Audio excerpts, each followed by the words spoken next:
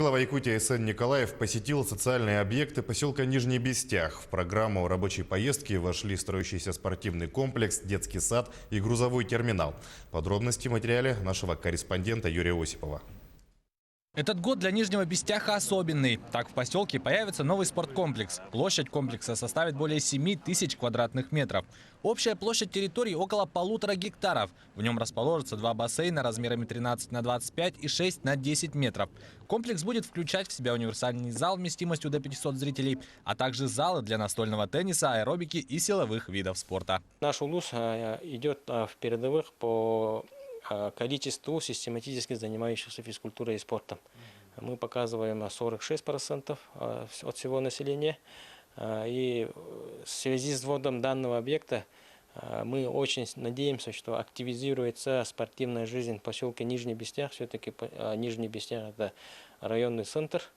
К сожалению, на сегодняшний день для населения в данном поселке нет спортивного объекта круглогодичного действия. Кроме этого, в этом году откроет свои двери детский сад, рассчитанный на 240 детей. Также планируется сдать в эксплуатацию в первую очередь причальной набережной грузового терминала. Введение этого объекта с приходом железной дороги позволит переваливать грузы непосредственно с железнодорожного транспорта на речной.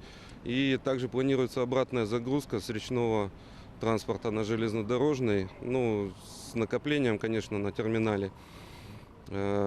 Проект полностью, весь проект планируем завершить в 2023 году. Введение новых объектов – это дополнительная нагрузка на электрические сети. Поселок Нижний Бестях питается от местной подстанции. По словам специалистов, ее мощностей хватит на реализацию будущих проектов. Энергетическая инфраструктура здесь за последние 6 лет очень серьезно изменена. Она имеет колоссальные мощности и колоссальные резервы.